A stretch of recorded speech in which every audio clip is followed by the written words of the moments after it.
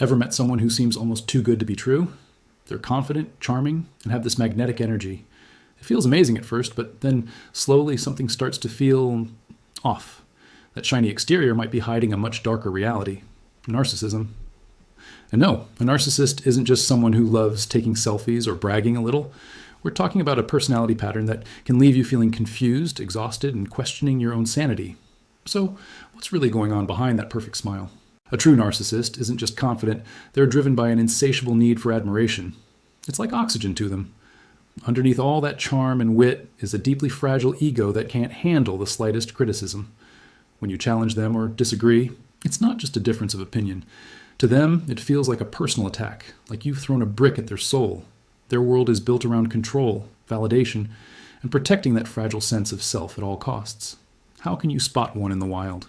There are some classic red flags. First, grandiosity. Everything about them has to be the biggest, the best, the most important. Their stories are epic, their achievements are legendary, and their problems are more catastrophic than anyone else's. They live in a fantasy world where they are the hero of every story. If you achieve something, they'll either try to one-up you or subtly diminish your success to bring the spotlight back to them. Next, and this is a huge one, is a profound lack of empathy. Have you ever tried to explain your feelings to them only to be told you're overreacting, being too sensitive, or just creating drama? A narcissist struggles to genuinely understand or care about the emotional experiences of others. Your feelings are an inconvenience, a distraction from their own needs.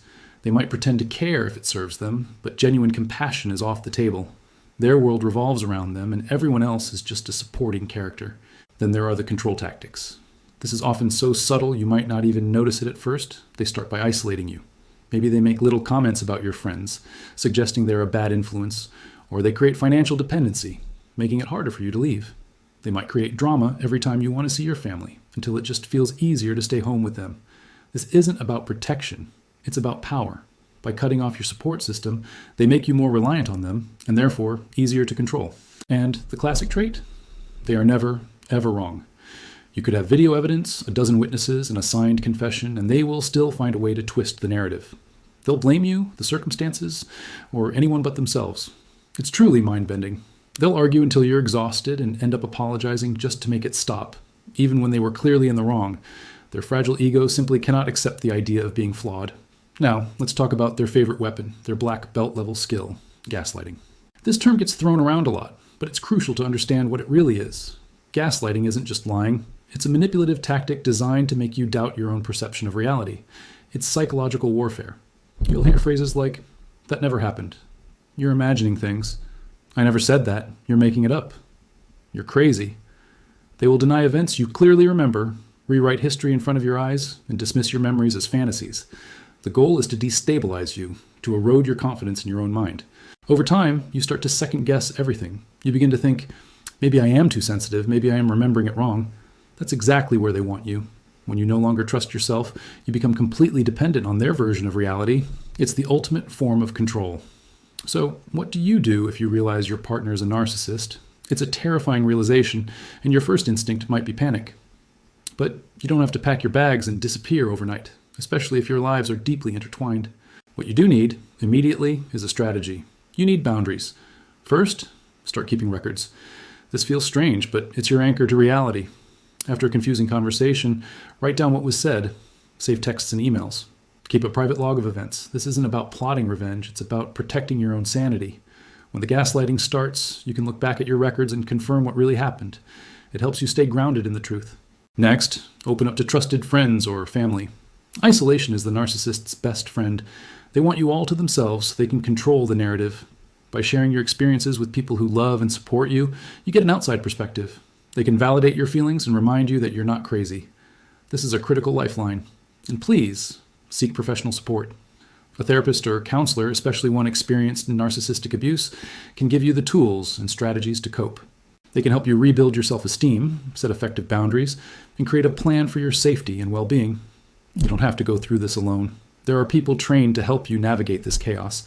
You also need to protect your practical assets, secure your finances, make copies of important documents like passports, birth certificates, and financial statements, and keep them in a safe place the narcissist can't access. This is about ensuring you have options and can protect yourself if things escalate. Now, we need to address a tough question. Can you stay? Is divorce or separation the only answer? The honest truth is, staying in a relationship with a narcissist often means slowly losing yourself. It's a death by 1,000 cuts to your spirit, your confidence, and your sense of reality.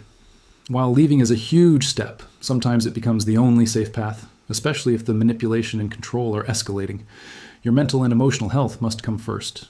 If the relationship does end and you find yourself in a legal battle, like a divorce or custody hearing, you need to be prepared.